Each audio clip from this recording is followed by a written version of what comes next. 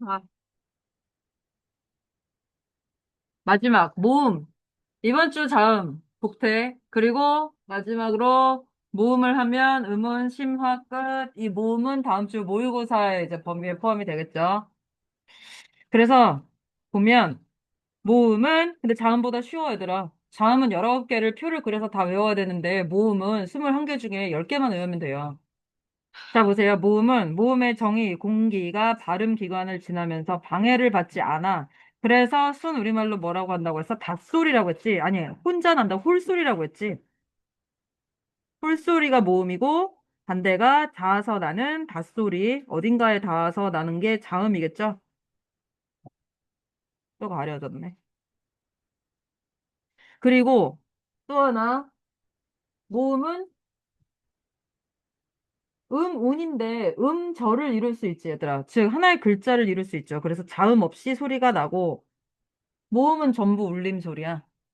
다음은 울림소리 몇 개 있어? 10개, 11개. 아, 사실 그냥 노랑 마약이니까. 네 개죠. 음. 응. 시험에 빠뜨리지 마라. 어? 그 다음, 그 모음이 다시 단모음 10개, 이중모음 11개로 나눠져.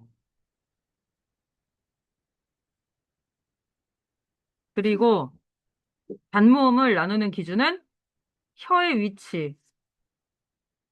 혀의 위치가 입 아니지 어디겠어. 그치? 근데 그 안에서도 혀의 앞쪽이냐 뒤쪽이냐. 그 다음 두 번째, 혀의 높낮이. 혀의 높낮이는 어떻게 조절해? 턱, 아래턱. 아래턱하고 혀가 아래턱에 붙어 있잖아. 위턱에 붙어 있는 사람. 혀가 입천장에 붙어 있는 사람. 없죠. 없죠. 그치? 그래서 턱이 얼마나 벌어지냐가 혀의 높낮이야. 입을 다물고 있을 때 혀의 높이가 제일 높겠죠. 근데 입을 벌리면 턱이 내려오니까 혀도 내려가죠. 근데 제일 높지 않은데요? 사람이 아닌가 보네. 그 다음, 입술의 모양은 평평하냐, 둥그냐. 이 두 가지가 있어. 이렇게 나누는데, 우선 단모음과 이중모음의 정의를 보면, 단모음은 그야말로 한 번에 발음이 돼서 입술이나 혀가 안 움직여. 밑에 이렇게 아, 에, 에 등등. 근데 조심해야 되는 거 얘들아. 이게 단모음이야. 이거 한 번에 발음해봐, 왼쪽 거. 입 움직이면 안 된다. 한 번에 발음해봐. 아, 아, 해라. 뭐다? 얘들아, 으야, 으라고 발음해야 돼, 으. 근데 니는 어떻게 발음해? 그치, 우에로 발음하지. 근데 이건 이중모음이지.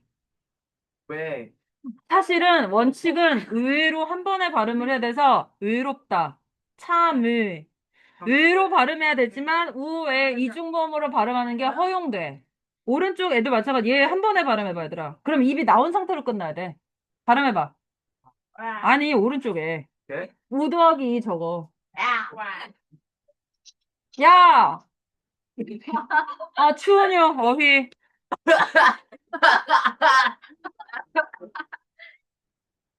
뭘, 수영 아니야? 추운요. 아파요. 힘이 두근데? 자, 한 번에 발음하면 근데 아무도 그렇게 발음하지 않고 우 더하기 이를 빨리 말하는 식으로 입 모양을 바꿔서 역시 이중모음으로 발음을 하거든. 근데 이게 우리가 곧 이제 올바른 발음과 표준 발음법 이런 데서 하겠지만 단모음으로 발음하는 게 원칙인데 이 이중모음으로 발음하는 걸 허용을 해줘. 근데 다들 이중모음으로 발음해. 이걸 단모음으로 발음하는 사람이 거의 없어요. 하지만 오랑 아니 의랑 의는 단모음에 포함된다는 걸 알고 있어야 되고 그 다음에 이중모음은 뭐냐면 발음하는 동안에 입술이나 혀가 움직일 수밖에 없어. 왜냐면 영어로 알파벳으로 써볼게. 얘들아 야는 아니 그니까 봐봐. 단모음 이건 아야 A지. 어? 뭐 애는 이야. 한 번에 발음을 하는데 아직 안 뜨네. 아, 그 다음에 오. 이렇게 한 번에 발음을 할 수가 있어. 근데 이중모음들은 얘들아, 야, 어떻게 발음해? YA지? 이야야. 그리고 이 앞에 있는 거는 단모음 이가 아니라 반모음이라고 해서 반모음도 아니고 반자음도 아닌 이름이 그래서 두 개야. 반모음, 반자음. 야를 말하기 위해서 앞에 스쳐 지나가는 모음이라 반모음이야. 야. 그 다음에 얘는 그래서 Y이지? 이에 변할 수밖에 없어. 두 개를 말해야 되니까. 이유는 YU지. 이런 게 이중모음인데 사실은 이렇게 굳이 뭐 와는 얘들아 이렇게 쓰지. 이 앞에 얘도 이중모음이야. 아니 반모음이야. 이런 애들이 이중모음인데 응? 음은 두 개를 어쨌든 음운까지는 아니지만 빨리 말해야 되기 때문에 입술이나 혀를 고정한 상태로 한 번에 발음을 할 수가 없어. 얘네들은 어떻게 구분할 수도 있냐면 여러분 곧 이따가 2학년 때 또 하게 될 게 한글의 창제 원리인데 세종대왕이 한글을 창제할 때 자음은 우리 오늘 자음 시험 보지만 자음은 발음 기관의 모양을 상형하는 거에서 시작을 했어. 그래서 예를 들어서 미음은 입의 모양을 딴 거고 히읗은 목구멍 있지. 목구멍 모양을 딴 거야. 그런 식으로 이제 만들었는데 모음은 그게 아니라 모양을 본뜨긴 본떴는데 우주의 모양을 본떴어. 그래서 하늘, 땅, 사람. 한자로 뭐냐? 천지인이죠. 그래서 모음에는 우주가 들어있다고 해. 근데 이 아레아라는 게 얘들아 왜 왼쪽에 있는 게 아레아잖아. 아레아라는 모음인데 지금은 안 쓰지. 지금은 사라졌지. 어디서나 볼 수 있냐면 기다려봐. 임진왜란. 갑자기 무슨 그거. 음은 여기 있죠? 어, 뭐라고 읽어? 참. 그치? 근데 아래 안 돼. 사실은 이게 정확한 발음은 그, 그 녹음된 게 없잖아? 근데 오랑 아의 중간이라고 추측을 하고 있어요. 얘는. 맛. 그치? 아래 아야. 사실은 그 오랑 아의 중간이고, 인데 여기는. 너네 이 프로그램 쓸 줄은 아냐?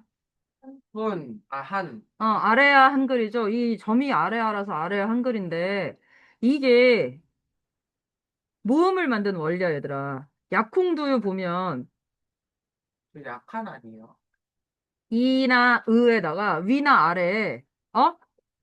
또는 오른쪽이나 왼쪽에 아래아를 붙여서 모음을 만든 거야. 그러니까 모음의 기본자는 세 개인데 이걸 합성해서 글자를 막 늘려놓은 거지. 근데 여긴 아래아 하나 있지. 이런 애들이 단모음이야. 단모음 10개는 이게 하나거나 아예 없어. 근데 두 개면 이중모음이야. 그러니까 확인을 해볼게요. 봐봐. 봐봐. 얘들아, 단모음 봐봐. 하나네? 아에 하나 있네. 에에 하나, 어에 하나, 에에도 하나, 오에도 하나, 의에도 하나, 우에도 하나, 위에도 하나, 의랑이는 없음. 단모음. 근데 이중모음은 야에 두 개, 얘도 두 개, 여도 두 개, 얘도 두 개, 요도 두 개, 유도 두 개, 와도 두 개인 거 보이지? 여기랑 여기. 왜는 여기. 원은 여기, 외도 여기, 의만 조심하면 돼. 의는 의와 이를 빨리 말하는 거지. 그래서 얘만 이 아래하고 없어도 이중모음. 그것만 조심하면 한 번에 그냥 보고 이중모음인지 아닌지 알 수가 있어. 그리고 우리가 오늘 외워야 되는 거는 단모음 10개야. 단모음 10개만 하면 돼. 그럼 이제 이거를 기준에 따라서 나눠볼게요. 얘들아 봐봐. 혀의 최고점의 위치라는 말이 있는데 그냥 혀의 앞쪽이냐 뒤쪽이냐야. 전후야. 설자는 혀 설자죠. 그래서 혀의 앞쪽에서 발음되는 게 5개 있고 뒤쪽에서 발음되는 게 5개 있는데 우리가 발음해서 못 찾아. 근데 그 차이만 그냥 느껴보면 얘들아 이 한 다음에 으 해봐. 혀가 또 뒤쪽에서 발음돼. 이 으 해봐. 한꺼번에 하지 말고 이 다음에 으를 말하면 혀가 더 뒤쪽에서 발음된다는 걸 느낄 수가 있어. 그다음에 두 번째 혀의 높이는 고, 중, 저야. 고모음이 혀가 가장 위쪽에 있다는 건 입을 덜 벌렸다는 거죠. 중모음은 입을 조금 더 벌린 거고, 저모음은 입을 크게 벌린 거다. 그래서 3개 연속으로 해보면 돼. 해봐, 얘들아. 턱이 내려오죠? 그게 혀가 점점 낮아진다는 말하고 같은 말이야. 한마디로 저모음으로 갈수록 입이 벌어진다. 마지막, 입술 모양은 평평해지는 입술 순자 얘들아.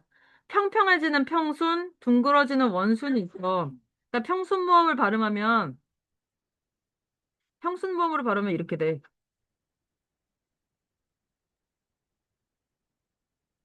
원순 모음은 이해를 돕기 위해서 눈, 코도 그려주겠어.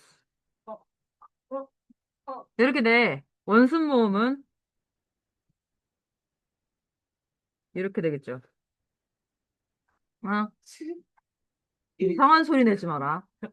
그래서 우리가 사진 찍을 때 옛날부터 전통적으로 웃는 모습으로 찍히고 싶으면 평순 모음으로 끝나는 단어를 치즈, 김치, 위스키.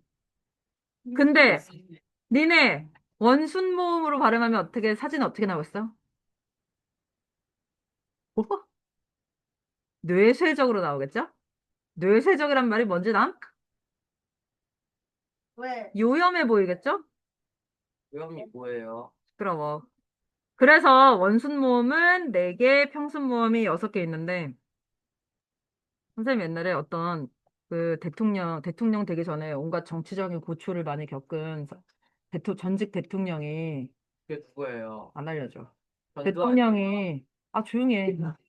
그 뭐야 자기 그 재판 사형 당할 뻔했던 얘기 한 걸 어디서 봤는데 자기가 마지막 최종 판결에 재판장에 입만 쳐다봤대. 왜냐면 사형이면 얘들아 그 사형 아니면 무기징역 둘 중에 하나였나 봐. 근데 봐봐 평순 모음이지 입이 벌어질 거고 그러니까 거기서 평순 원수이란 단어 나오지 않았지. 근데 이제 그 대통령이 자기의 이제 목숨이 달린 문제니까 재판장에 입이 벌어지면 사형이고 그게 아니라 무면 얘들아 원순이잖아. 입술이 앞으로 나올 것이다. 그래서 자기는 그게 이미 전두환. 그 입 모양만 보고도 너 자꾸 방해하지 마. 쫓아내. 어? 북도에서 듣게 한다. 이런 쌩 공갈 협박을 지금 녹화하고 있는데 나오겠지. 기다려. 어휘. 그래서, 근데 거기서 무기징역이 나왔으니까 뒤에 대통령도 됐겠죠? 자, 아무튼, 평순과 원순은 이미 역시도 그 말에 답이 있어. 평평해지냐, 둥그러지냐야. 그 다음, 이걸 모두 합쳐서 만든 것이 바로 단모음 체계표. 그래서 세로축을 먼저 봐. 혀의 높낮이는 고, 중, 저. 아래로 갈수록 입이 벌어져. 그 다음에 전설 반, 후설 반 나눠서 그 안에 평순, 원순, 평순, 원순으로 어떻게 외우면 되냐면 1년 전에 했지만 키, 위, 를, 주, 개, 돼, 소, 누가, 내, 없고, 가, 없고. 그래서 모음은 훨씬 금방 외워요. 키위를 주, 개, 뒤. 근데 여기서 뒤, 이거 뒤랑 돼 구분 못하는 인간은 여기다 갑자기 이중모음 쓰는 수도 있겠죠? 왜가 아니라 의다, 의. 키위를 주게 되었어, 내가. 그럼 이제 모음 시험은 100점을 받을 수 있죠. 근데, 아니, 그리고 그걸 이제 똑같이 만들어 놓은 게 모음 사각도야. 근데 모음 사각도보다는 단모음 체계표가 훨씬 눈에 잘 들어오니까 뭐 어쨌든 편한 대로 외우세요. 자, 마지막 이중모음. 이중모음은 앞에 반모음이 먼저 와. 아까 선생님이 쓴 그 Y 같은 거 있잖아. 반모음과 단모음이 결합해서 나는 소리이기 때문에 입술이나 뭐가 변할 수밖에 없다는 거. 그래서 E에서 시작하는 경우는 얘들아 Y 계열이라는 소리야. 선생님이 아까 쓴 그래서 진짜로 얘들아 야, 여, Y, 이오. 요는 Y, 오. 유는 Y, U. 이렇게 되는 거야. 그리고 여기 이거 잘못 나왔다. 얘 지우세요. 얘 여기 아님. 그 다음에 오나 우에서 시작하는 거는 와는 이렇게 쓰죠. 이렇다는 얘기죠. 그 다음 마지막 의로 시작하는 거는 얘밖에 없어. 의밖에 없습니다. 그러면 날개 문제 6개 해봅시다. 시작.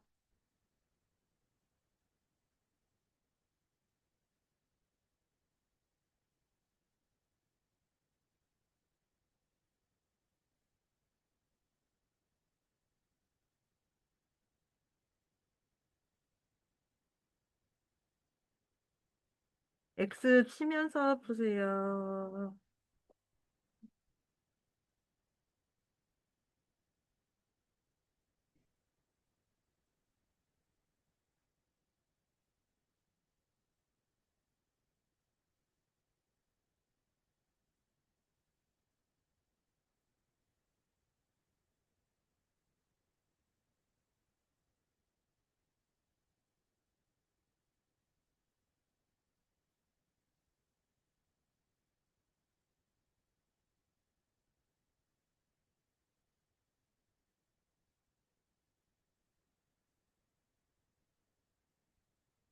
됐지? 딱 보니까 이제 알겠지, 얘들아. 아래아가 두 개 있거나 의면 이중모음인 거야. 답은 3번. 그 다음에 2번. 얘들아, 이제 그냥 모음은 풀 때 표 다 그릴 필요도 없어. 그냥 써봐. 키, 위, 를, 주. 개, 뒤, 엇, 소. 네, 없고, 가, 없고. 얘들아, 그러면 2번 문제 같은 거, 혀가 가장 높은 위치에서 소리가 나려면 고모음이니까, 이, 위, 으, 오 중에 찾으면 되잖아. 1번이네요. 그 다음 3번은 전설, 후설. 그 다음 4번, 3, 4, 5죠? 5번은 원순 모음. 6번은, 자, 틀린데 X 쳐야죠. 앉는 X. 됐다. 문제 뒤에 풀겠습니다. 얘들 근데 심화 문제 3번을 여러분이 못 풀 수도 있는데, 아니, 사실 못 풀어. 근데 수마 문제 3번도 할 수 있는 만큼만 해봐. 그 선택지를 최소화해봐. 좁혀봐. 시작. 몇 문제냐? 14문제.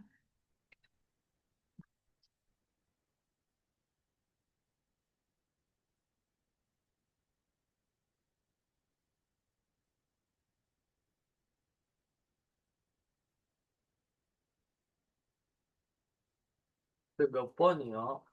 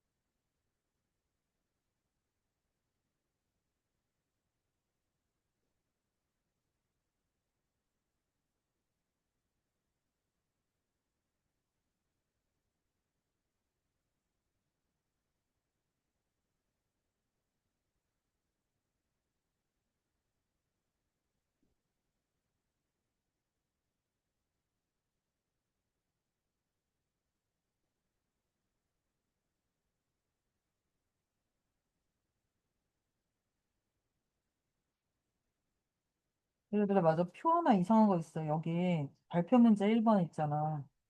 발표 문제 1번. 여기 이렇게 그어져 있어야 돼. 선이 하나 없어. 안 그러면 기억을 못 찾거든.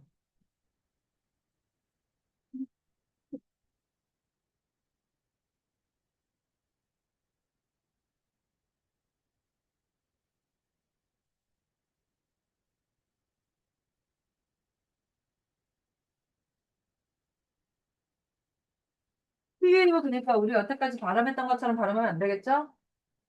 정통 발음을 하려면 어떻게 해야 돼? 뭐? 키위. 어떻게 발음해야 돼? 키우이, 키우이, 틀어. 됐어. 위, 어휴, 입들이 앞으로 나온 채로 끝나야 된다고. 키우이, 됐어. 키우이, 야, 키우이. 비명 소리 들어가기 전에 빨리 그냥 풀어라.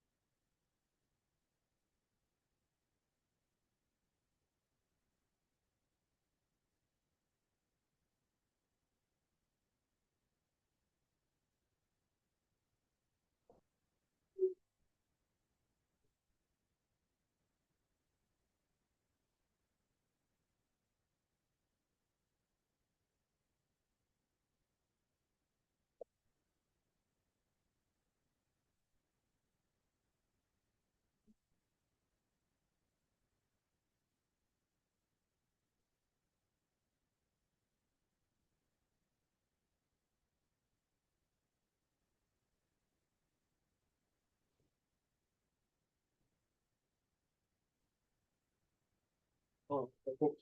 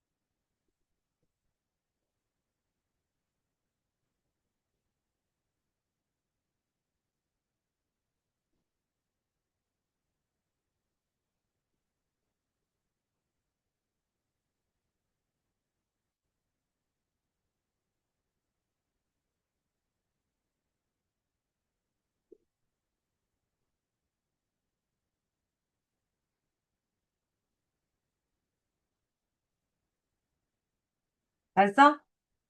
다 못한 사람. 없네요. 아니면 있는데 뻔뻔하게 손을 안 들고 있네요. 어차피 기다려줄 것도 아니지만. 봅시다. 음. 어, 1번. 닮았지 않은 것은 4번. 얘들아, 달라지지 않는다, X. 그러면 나머지 어떻게 해야 된다고? 오민준 잘 들어라. 모음.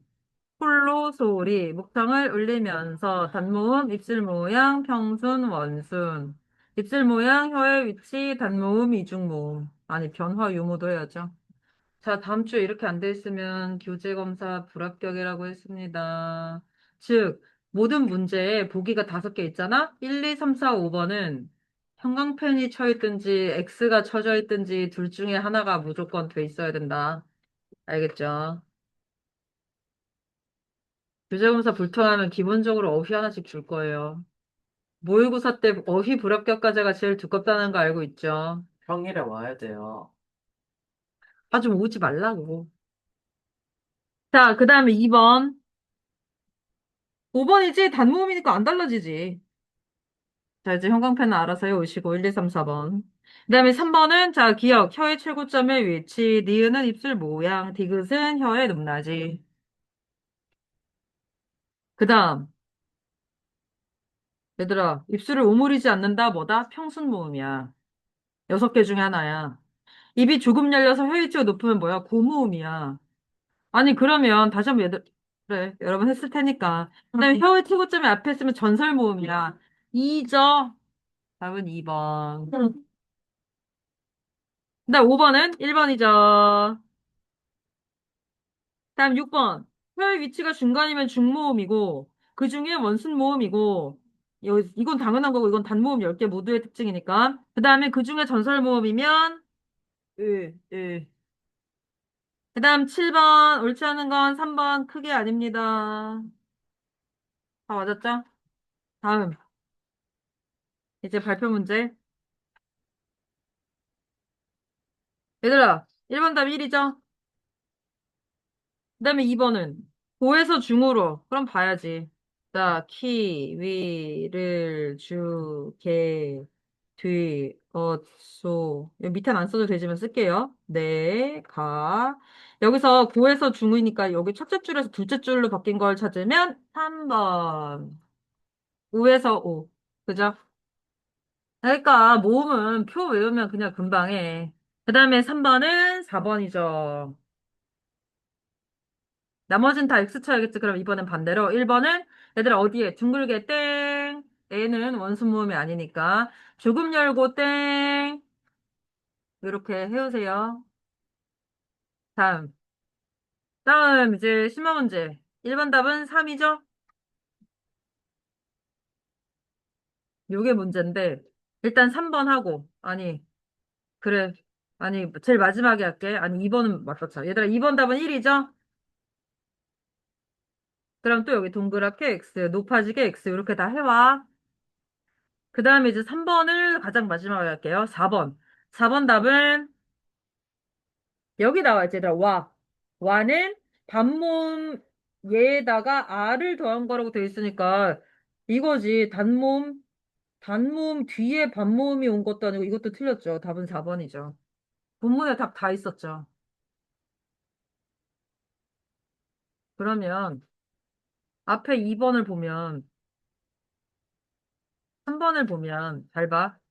이거 니네가 안 배워서 모르고 3학년이 풀 수 있는 건데 3학년 교재에도 이 문제가 있거든? 근데 사실 여기 설명이 나와. 얘들아, 의는 이중모음이라서 이중모음으로 발음하는 게 원칙인데, 조사로 쓰일 때는 의가 원칙이지만 뭐를 허용한다? 애를 허용한대. 그럼 조사로 쓰인 의는 기억, 니은, 디귿 중에 뭐야? 조사인 의는 기억, 니은, 디귿 중에 뭐야? 기억이요. 니은이요. 아, 진짜 이거요. 됐어. 아니, 조사인 의는 기억, 니은, 디귿 중에 뭐야? 니은이요.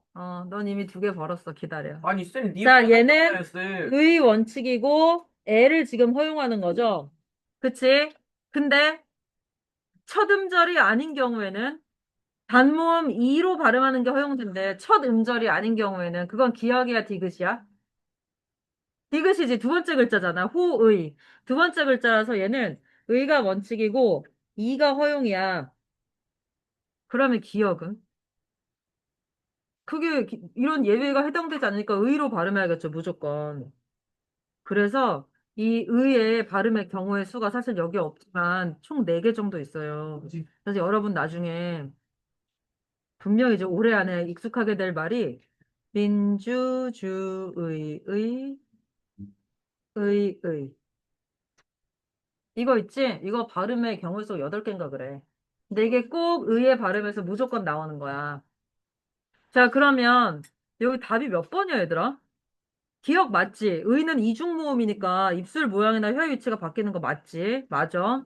니은은 조사이기 때문에 이중모음 의뿐만 아니라 단모음 애로도 발음할 수가 있지.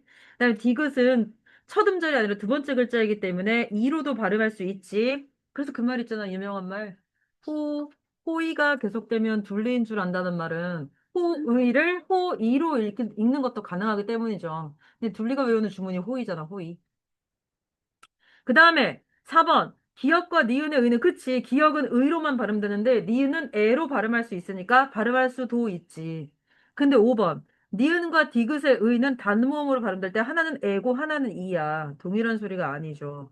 그래서 답은 5번이죠. 여러분 맞췄지 사실? 위에 설명 있어서 맞췄을 거야. 뭔 소리야.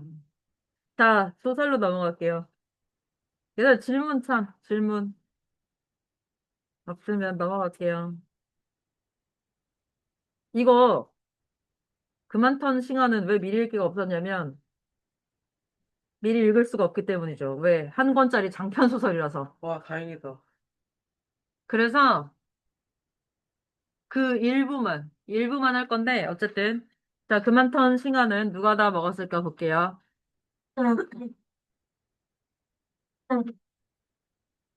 근데 잠깐만 일단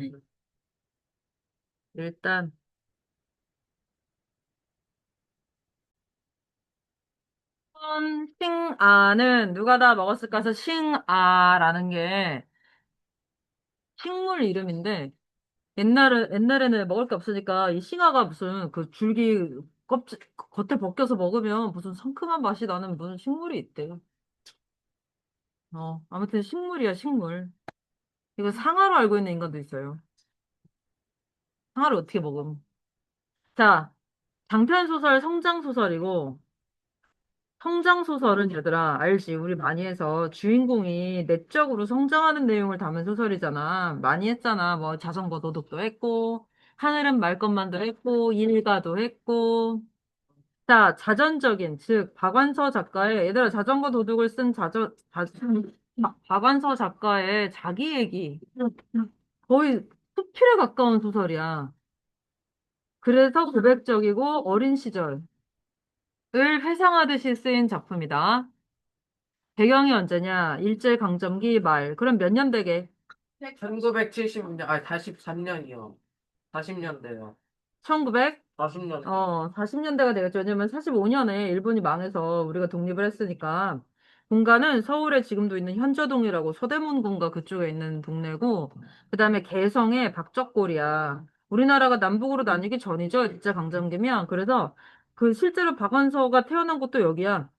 개성의 박적골이라는 동네인데, 서울로 이사를 온 거지. 어릴 때. 자, 시점은 1인칭 주인공 시점이고, 나의 어린 시절인데 일제강점기. 그래서 근데 이제 그게 사회적으로는 역사적으로는 그 시기지만 그 36년 동안 우리가 지배를 받았잖아. 그때 이미 그 안에서 태어난 사람들한테는 그리운 어린 시절일 수도 있는 거죠. 나도 자, 어린 시절에 대한 그리움과 추억과 아련함이고 그 어린 시절에 이제 먹던 싱아라는 식물도 있는 거죠. 근데 나중에 이제 어른이 돼서 다시 찾아봤을 때 없었던 거지. 자, 특징은 작가가 어린 시절에 체험한 상황을 회상하며 쓴 자전적 소설이고, 그 안에서 어쨌든 개인은 사회를 떠나서 살 수가 없잖아? 일제강점기 말에 역사적 상황과 사회상이 잘 드러나 있다. 또, 그 역사적 상황, 여기서는 이제 그게 창씨개명령인데, 창씨개명 알죠? 일본식으로 이름 다 바꾸라고 강제했잖아. 민족 문화 말살 정책의 하나로. 그래서 역사적 상황에 대응하는 인물들의 말과 행동을 어린 나의 입장에서 보여주고 있어. 참고로 이 어린 나는 창씨개명을 하고 싶어 했어. 왜? 일본 이름이 예뻐 보여서. 어린애니까 그런 생각을 할 수도 있죠. 자, 밑에 보면 엄마. 엄마는 어떤 사람이냐면, 얘들아, 원래 이때 조선시대잖아. 그러면 여자는 결혼하면 시집을 가잖아. 즉, 시자들이 모여 사는 남편의 집에서 남편의 식구들과 사는 게 조선시대 룰이잖아? 근데, 그래서 나도 이제 할아버지, 할머니랑, 그 다음에 숙부랑 숙모랑 살아. 근데, 이건 박완서 작가의 진짜 자기 얘기야. 아빠가 내가 어린 나이에 죽어. 왜 죽냐면, 맹장. 맹장염으로 죽었어. 근데 그게 지금도 그렇지만 이 당시에도 병원만 가면 살 수 있는 병인데 돈이 없어. 돈이 없어. 그야말로 그 아빠 그 골든타임을 놓쳐가지고 한의원 어? 얘들아 냉장은 지금도 이제 저 어쨌든 개복을 해야 되잖아. 개복이 또 뭔지도 모른다. 근데 이제 그거를 뭐 침이나 뜸으로 해결하려고 하니까 그게 돼? 그래서 아빠가 골든타임을 놓쳐가지고 결국 사망한다? 엄마가 이제 그게 너무 한이 맺힌 거야. 그래서 내 자식만큼은 신식 교육을 시켜야겠다고 다짐을 해서 나 이제 엄마한테 자식이 둘인데 그게 나랑 내 오빠다? 오빠는 오빠한테 고등교육을 시키고 딸이라고 나를 그냥 두지 않았어. 이 자기 딸은 엄마가 이 내 딸은 신여성을 만들어야겠다. 일제강점기에 이제 교육받은 또는 이제 서양 문물을 받아들인 그 여성들이 신여성이잖아. 그래서 그렇게 해야겠다 생각을 하고 어떻게 행동에 옮겼냐면 자기 남편이 죽었어도 할머니 할아버지 모시고 엄마는 며느리니까 같이 살아야 되지. 근데 할머니 할아버지한테 나 애들 데리고 서울 가서 살 거라고 해. 그러니까 당시엔 정말 너무너무 파격적인 생각이지. 왜냐면 얘들아 여자가 직업이 있을 때가 아니야. 그러면 엄마는 우리를 학교를 보내고 먹여 살리기 위해서 물론 서울에 아는 사람도 없지만 거의 없지만 할 수 있는 일이 남의 집 바느질 해주고 돈 버는 거 그 정도밖에 없는 거야. 근데 그렇게 해서라도 애들을 데리고 서울로 가겠다고 한다? 자식을 위해서는 뭐든 하는 거죠. 그치? 근데 또 그걸 허락한다, 할머니, 할아버지가? 근데 이게 진짜 박완서 작가 얘기라니까? 그래서 서울로 와가지고, 남자예요, 변호사님. 시끄러, 오빠라고 실컷 했는데 뭐 뻘소리 하고 있어. 왜, 그 나- 서울로 와서, 심지어 그 당시 얘들아 위장 전입이라고 알지? 좋은 학교 가려고. 원래는 딴 데 사는데 주소 옮겨가지고 그 학교 들어가는 건 지금도 걸리면 안 되잖아. 근데 그 당시에 위장 전입을 엄마가 시켜가지고 나를, 그, 얘들아 개성초도 100년 넘었지. 그래서 처음부터 여기 있던 게 아닐 거야, 개성초등학교도. 그런 식으로 개성초만큼 오래된 학교에 박완서 씨가 어릴 때 들어가고 여기 나오는 나야. 완전 자기 얘기고 저기 고등학교는 숙명여고 지금의 숙명여고 알죠? 타워필레스 앞에 대치동에 거기 나오고 대학은 서울대 국문과를 들어가는데 들어간 해에 이제 6.25가 터져요. 1950년에 들어간 지 한 달인가밖에 안 돼가지고 6.25가 나가지고 중퇴하게 되는데 아무튼 여기 나오는 나 가 진짜 거의 박완서랑 똑같아. 오빠 하나 있고, 그다음에 아빠 어릴 때 저기 엄마가 이렇게 키우고, 집이 개성이고 다 똑같아. 자, 그래서 엄마는 자존심이 강한 사람, 그래서 일본인을 깔보고, 게다가 자식을 위해서 학부형회, 엄마는 사실 바쁘잖아. 혼자 엄마가 지금으로 치면 싱글맘인데. 근데 무조건 학부형회에 와가지고, 오는 성의를 보였다. 그다음에 할아버지. 할아버지는 내리사랑이 뭐야? 손자인 오빠랑 손녀인 나를 너무 예뻐해. 그리고 또 손자, 손녀, 남자라고 더 막 오빠를 더 이뻐하고 이런 것도 없고 공평하게 예뻐해 주시고 또 하나 조선시대 어른이잖아. 이름 같은 성 같은 전통적인 거는 무조건 지켜야 된다고 생각해서 창씨개명 반대파야. 또 하나 나는 큰아빠가 있고 작은아빠가 있다? 즉 우리 아빠는 둘째야. 둘째인데 이제 사망한 거지. 근데 나의 큰아빠가, 즉, 할아버지의 큰아들이 공무원이야. 일제강점기 공무원인데 고위공무원은 아니고 그냥 지금의 저기 뭐 주민센터? 주민센터에서 일하는 한 뭐 9급, 뭐 7급 그런 공무원인데 그걸 또 할아버지는 출세했다고 여기고 있어. 자랑스러워하고 있어. 근데 그럼 잘 생각해봐, 얘들아. 일본 사람들 밑에서 일하는 공무원인데 일본 이름이 있는 게 유리하면 유리했지 불리하진 않겠지. 근데 할아버지가 창씨개명은 절대로 또 안 된다 그래. 그러니까 어린 내 눈엔 좀 이상하게 느껴지죠. 그 다음에 오빠는 그러니까 이 남매 관계가 아니라 흔한 남매 관계가 아니야. 여동생이 오빠를 존경하고 있어. 자, 그래서 자기 존경받는 오빠, 누나, 언니, 형인 사람 손 없죠. 그 다들 염치는 있어가지고. 그럼 자기가 자기 언니, 누나, 오빠, 형 존경하는 사람 손. 그렇죠. 평범한 동생들이죠. 전 존경, 근데 내가 네 형을 아는데 조용히 해라. 자, 오빠는 효심이 깊고 지혜롭고 민족의식이 있어. 그래서 창씨개명을 반대. 그러니까 이 집에서 창씨개명 반대하는 건 오빠랑 할아버지밖에 없어. 그리고 엄마가 삭바느질 하는 거 싫어하는 건 왜냐면 이제 엄마 얼른 나도 빨리 학교를 졸업해서 사회 그 생활을 해서 엄마의 부담을 경제적 부담을 덜어주고 싶어 한다는 의미야. 그 다음에 북순이는 우리 이 본문에서 안 나오지만 내가 서울 와서 만난 친구인데 얘 때문에 책을 읽는 즐거움을 내가 알게 돼. 자, 그러면 작품 구성 괴물마당집으로 이사했다는 말은 뭐냐면 얘들아, 괴물이라는 게 한복에 다는 액세서리인데 세모 모양이래. 그래서 마당이 삼각형인 집이라는 소리야. 근데 처음에는 서울에서 조그만 집에 살다가 이제 안정적이 돼가지고 집을 사가지고 갔어. 그게 괴물마당 집이야. 그래서 서울 생활에 적응했다는 거. 근데 이제 2차 세계대전을 당시에 일본이 일으키고 있었다는 거 여러분이 알죠? 근데 이게 당시 국민학생이 나 학교 다닐 때 자유롭지 않아서 창씨 개명령에 대한 압박이 있었고, 그 다음에 일본 왕에 대해서 뭐 목숨까지 바치겠다는 그런 맹세 있잖아. 그런 거를 국민학생들한테도 어린애들한테도 다 시키면서 일종의 가스라이팅 한 거죠. 그리고 그 중간에 할아버지가 돌아가시고, 전쟁은 일본에게 점점 불리해져 가서 45년에 일본이 망하잖아. 애들아, 망해가지고 사실 우린 자동으로 독립이 된 거지. 우리 힘으로 못했잖아.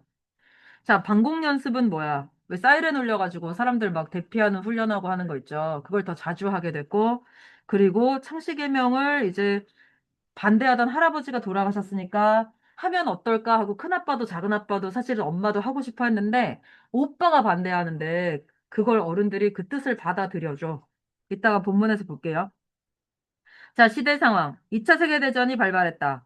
애들한테 한국 신민의 맹세 같은 걸 시키고 초딩들한테 군가를 틀어놓고 거기에 발을 맞춰서 알지? 왼발, 오른발. 맞춰서 교실로 들어가게 하는 거.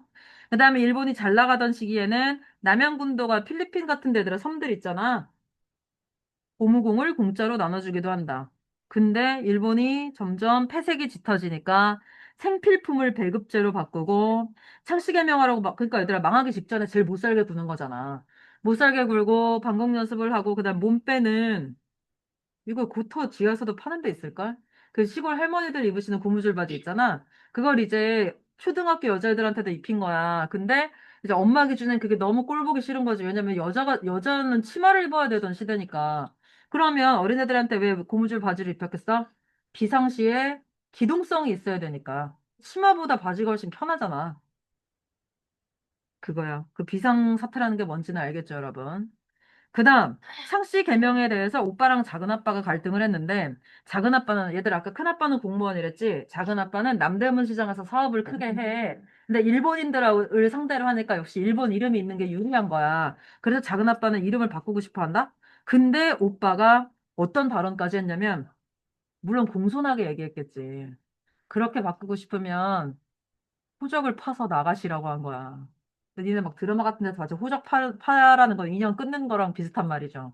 그런 얘기까지는 아닌데 어쨌든 그러니까 우리는 패밀리야. 근데 그게 아니라 다른 패밀리를 만들어서 그럼 나가서 그 안에서만 성을 바꿔라 일본식으로 이렇게 얘기했다가 이제 너무너무 작은 아빠가 섭섭해하고 또 왜냐면 작은 아빠네도 조용해. 작은 아빠네도 애가 없어가지고 나랑 오빠를 진짜 예뻐했거든. 이 집안이 자녀가 귀한 집인가 봐. 그래가지고 이 작은 아빠도 막 작은 엄마도 막 배신감을 느꼈는데 중간에 엄마가 사과하고 오빠도 뭐 사죄하고 해가지고 화해를 했었대. 그리고 결국 작은 아빠는 오빠 뜻을 받아들여줘. 넘겨. 창씨 개명. 이거 잘 나올 거예요, 얘들아. 시험에는 이 부분 나올 거예요. 창씨 개명에 대해서 찬성파가 넷, 반대파가 둘. 그러면 찬성하는 이유는 각각 달라. 나는 아까 말했지. 이름이 예뻐서. 일본 이름이 예뻐 보여서. 듣기 좋고 마음에 들어서. 엄마는 자식들의 앞날에 불이익이 있을까 봐 하고 싶어 해. 순전히 자식을 위해서. 그 다음에 큰아빠는 공무원이니까. 작은아빠는 사업하니까. 근데 일단 할아버지부터. 할아버지는 조선시대 사람이라 조상숭배 어떻게 성을 바꿔? 우리 그런 말도 성투적인 말도 야 이게 거짓말이면 내가 성을 간다. 그만큼 성이 중요하다는 거거든 얘들아. 한국 사람은 성이 중요하니까 성이 맨 앞에 오는 거야. 그리고 왜 아들 했는데 옛날에 성을 물려줘야지. 어? 물론 지금은 이제 여자도 성을 물려받을 수 있지만 옛날에 아들만이었잖아. 그래서 아들한테 성을 물려주고 제사도 나 죽은 다음에 제사를 지내줘야 되니까 아들 한 거거든? 여자는 결혼해서 그 집 가버리면 끝이니까. 근데 할아버지는 그 뜻을 관철하고 돌아가셨다? 근데 이제 오빠가 반대한 거야. 왜? 할아버지가 돌아가셨지만 뜻을 이어받아야 되고 또 하나 결정적인 거. 좀 더 버텨보자. 근데 이게 뭘 말해? 좀 더 버틴다는 건 그러면 일본이 망할 거다. 이걸 내포한 발언이잖아. 그래서 내가 그때 약간 섬뜩한 느낌을 받았다는 말이다. 왜냐면 나한테는 그냥 내가 태어날 때부터 일제강점기였잖아. 일본이 없는 우리나라는 상상을 할 수가 없었던 거니까. 자, 창씨개명과 관련된 어른들의 모순된 행동이 있어. 내가 볼 때. 아까 엄마는 창씨개명은 하고 싶어 하면서도 일본 사람들을 깔봐. 일본 사람들을 한 수 아래로 보고 또 하나. 일본말로 생활하는 집들은 쓸개 빠졌다고 욕해. 이때는 국어가 일본말이었던 거 알죠? 여러분, 이상한 선생님 기억나죠? 박 선생님 기억 안 나? 기억나요. 음. 오히려 그 박 선생님은 한국 사람인데 조선 사람인데도 막 애들이 한국말로 싸우면 조선말로 싸우면 막 싸대기 날리고 장난 아니었죠? 그 다음에 할아버지는 아까 말한 대로 큰아빠가 그런 구급공무원 그런 것도 되게 출세했다고 생각하면서 또 창씨개명은 반대하고 그 다음에 우리 동네 사람들은 얘들아 민족 문화 말살 정책 중에 하나가 명절을 세지 못하게 하는 거였어. 그래서 우리 좀 있으면 구정 설 음력 설이 오잖아. 우리는 그 설을 세잖아. 근데 일제가 그걸 못 세게 하고 무조건 양력으로 1월 1일 그걸 챙기게 한 거야. 그래서 나온 노래가 뭐야? 까치까치 설날이 어저께고 우리우리 설날이 오늘이라는 게 사실 그 얘기죠. 이 까치가 일본 놈들이죠. 근데 음력설이 조선설이라고 진짜 일본 몰래 그날 이제 몰래 뭐 떡국 먹고 뭐하고 다 챙기면서도 성은 미리미리 다 갈았대. 미리 다 도쿠야만가? 그런 이름으로 성을 다 동네 사람들이 갈아버린 거야. 그러니까 내가 볼 때 또 모순이죠. 자, 그럼 본문을 보겠습니다. 간단히 볼 것입니다.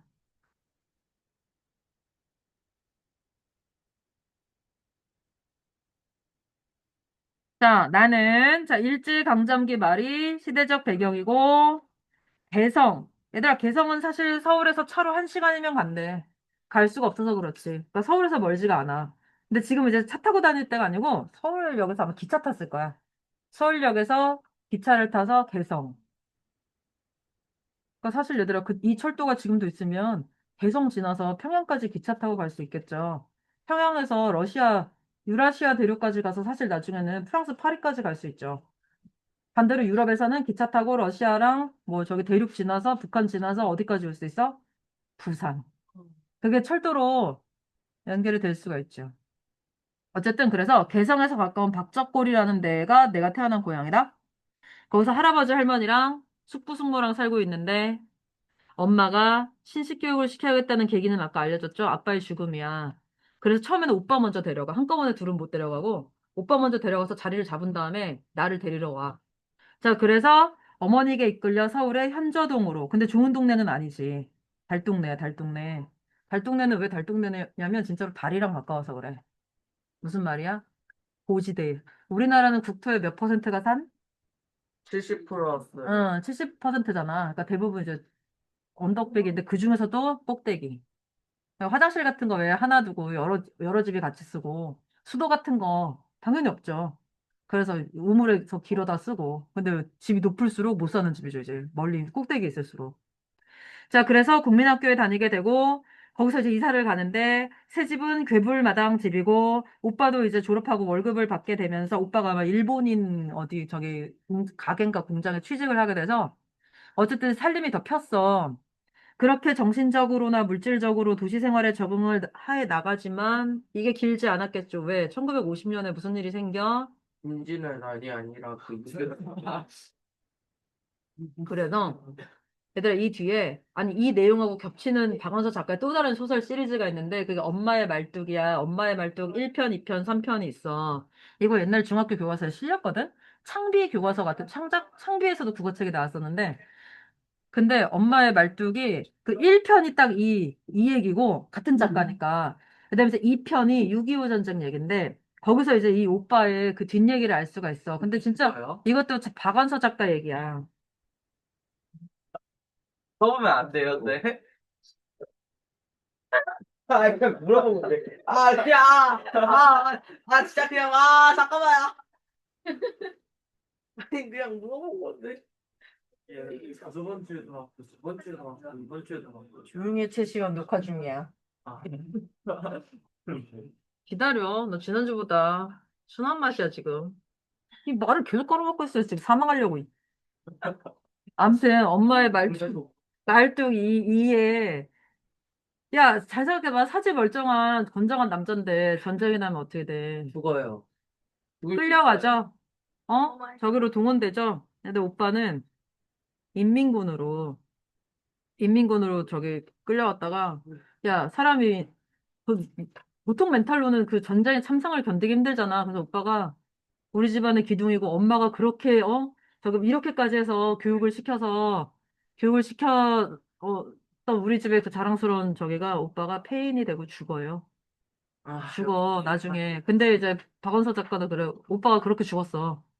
그렇게 죽었고, 이제 엄마의 말뚝 3편에 나중에 이제 내가 나이 들어서 결혼해서 엄마 모시고 뭐 그런 얘기가 나와.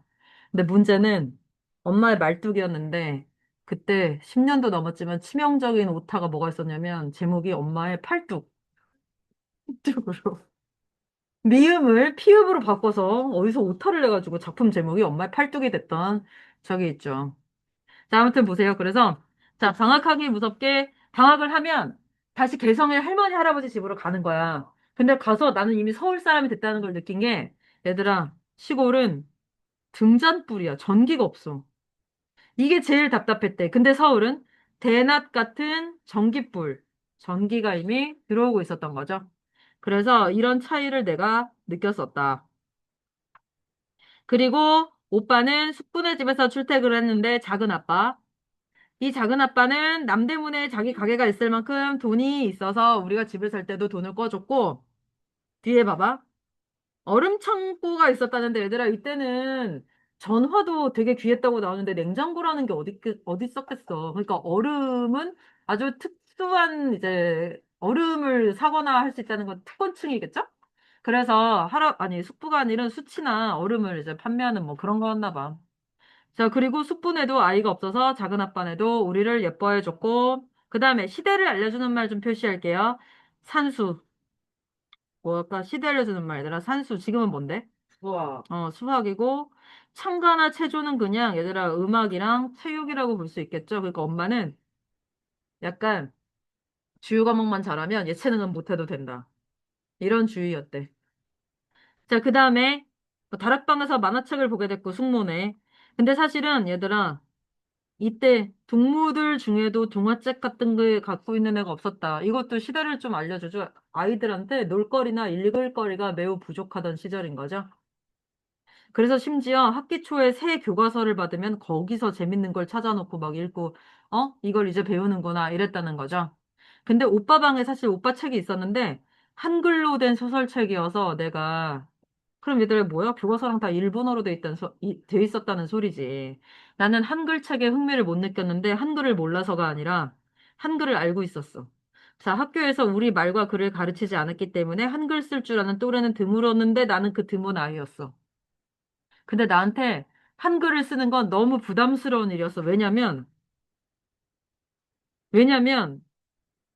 할머니, 할아버지한테 편지 쓸 때 엄마가 이제 글을 모르시는 거야. 그래서 엄마가 불러주는 대로 내가 받았었는데 그게 너무너무 재미가 없는 거지. 편지 내용이 뭐냐면 여기 밑에 봐봐. 할아버님 전 상서. 할아버님, 기체 후 일향 만강 하옵시고 이러면서 못 알아듣겠는 소리를 그냥, 그러니까 애들 한마디로 실제 형태소는 전부 한자로 된, 그렇게 쓰는 거니까 모르는 거지. 그래서 이쪽도 염려 없인 덕택으로 몸성이 잘 있다는 것을 이제 한 명씩 다 소개하는 거야. 그래서 너무 재미가 없었는데, 2차 세계대전. 2차 세계대전이 일어나고, 얘들아, 호전적이라는 게 무슨 말이야? 초등학생인데 이미 호전적이었대. 호전적. 전쟁을 좋아해. 싸움을 좋아해. 그러니까 한마디로 시비 잘 거는 애들이 호전적인 애들이야. 근데 초딩들을 이렇게 만들어 둔 거야. 그래서 아침 운동장에서 조회를 할 때마다 한국 신민의 맹세를 다 시켜. 지금은 얘들아 니네 뭐 애국조회 이런 거 없겠지만 월요일마다 조회 같은 거 해도 교실에 앉아서 그냥 모니터로 하고 그러잖아. 근데 옛날에는 전부 운동장으로 다 불러내. 다 불러서 밤마다 이렇게 두 줄씩 세워놓고 뭐 상장 받을 애들 상장 받고 뭐 국기에 대한 맹세 뭐 이런 거 하고 근데 그날 이제 여름에 덥거나 하면 애들 머리통에 직사광선 그야말로 제대로 받아가지고 애들 막 기절하고 실려가고 그래도 끝까지 다 해. 특히 교장 선생님 그 훈화 말씀 있잖아. 자, 그리고 군과 행진국의 발을 맞춰서 교실에 들어갈 때는 어 마치 나도 전쟁에 참여해야 될 것 같은 그런 막 저기를 느꼈는데 넘겨봐. 짱꼴라가 누구임? 짱꼴라한테는 이기고 있었대. 누구야? 어, 짱깨.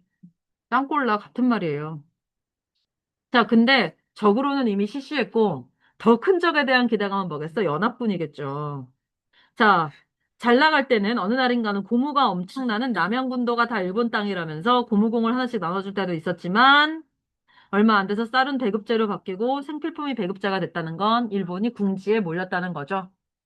얘들아, 그래서 우리가 아는 어떤 소설 주인공 중에 이 남양군도 필리핀 쪽으로 공항 만드는데 동원이 됐다가 폭발 사고로 팔 하나 잃어버린 아저씨 있었는데 소설 제목은 그래서 아버지는 일제에 의해서 끌려가가지고 팔이 없어지고 아들은 그 뒤에 6.25에 끌려가서 다리가 없어진 그거, 그 아빠가 더 술 마시는 거요. 자, 밑에 보세요. 상시 개명령. 상시 개명령에 대한 가족들의 반응을 정리하면 이제 끝날 거야. 봐봐. 자, 할아버지는 완강하게 반대. 내 눈에 흙이 들어가기 전엔 그것만은 안 된다. 근데 사실은 이때는 집안에 가장 나이 많은 남자의 발언권이 절대적일 때야. 그러니까 얘들아, 한마디로 할아버지가 돌아가지고 할머니가 있잖아? 할머니가 아니야. 큰아들이 그러니까 그 다음 발언권이 제일 세지는 거야. 나이 많은 남자. 그래서 아니 숙부는 우리가 창씨개명을 아직 안 해가지고 장사가 안 된다. 이렇게 할아버지를 속으로 원망하고 있었지만 그걸 어떻게 자기 아버지 앞에서 대놓고 말해. 다들 할아버지 앞에선 깨갱해. 근데 속으로는 바라고 있었던 거야. 그래서 엄마도 나한테 물어보는 거야. 너 담임이 일본인인데 너 아직도 이름 안 바꿨다고 뭐라고 막 구박하거나 다른 애들 편애하거나 하지 않아? 근데 나는 그런 기억이 없대. 그런 기억은 없었대. 자, 그리고 박적골 사람들도 봐봐. 두 박씨 집만 빼고 나머지 홍씨들은 다 도쿠야마로 이름을 바꿨대. 근데 이 두 박씨 집 중에 하나가 우리 집인 거지. 홍도 그대로야. 박완서잖아. 자, 그래서 할아버지는 면석이 정도의 관직도 출세한 것처럼 여겼는데 창씨 문제에 관해선 절대로 안 된다고 하는 게 내가 이상한 점 첫 번째. 또 하나, 음력설만 조선설이라고 다 챙기면서 성은 일찌감치 알아서 앞장서서 바꾼 마을 사람들은 내 눈에 두 번째 모순. 그리고 이제 쭉 보면 이건 나중에 집에 가서 읽어보시면 되고요. 할아버지가 이제 돌아가셨고 이제 성을 바꿀 수 있게 됐잖아, 사실. 근데 오빠가 반대하는 거. 자, 오빠가 반대한 이유는 지금까지도 잘 견뎌왔는데 조금 더 기다려보자. 근데 그게 나한테 뭐처럼 느껴졌다? 비상시국의 어떤 끝장. 얘들아, 지금 비상시국이잖아. 그래서 생필품도 다 배급제로 바뀌고 애들 막 수업하다가도 공습훈련하고 막 그런 상황의 끝이라는 건 그럼 뭘 의미하겠어? 여기서 일본이 갑자기 치고 올라가서 전쟁세를 역전을 하겠어? 그게 아니죠. 일본의 패망이죠. 쓰세요. 일본의 패망. 그래서 일본이 세계에서 유일하게 얘들아 핵폭탄 2번 맞은 나라잖아. 근데 어떻게 80년대, 7, 80년대에 다시 부활할 수 있었을까요? 우리나라의 6.25 일어난 반사 이익을 본 거죠. 그래서 그래. 자, 그래서 얘들아, 뭐 됐어. 자, 그래서 결국 어른들이 오빠의 뜻을 받아들여줬고, 그래서 내가 오빠를 어떻게 보게 됐다? 우뚝 솟은 어떤 정신의 높이. 오빠를 우러러보게 된 거야. 이거 시험 잘 나와. 근데 내가 그런 오빠의 경지를 알아보게 된 건 내가 책을 많이 읽어서 보는 눈이 생겼기 때문이라는 생각도 든대. 어, 어. 일단 여기까지 하고 이제 할 일은 뭐다? 복습 테스트죠.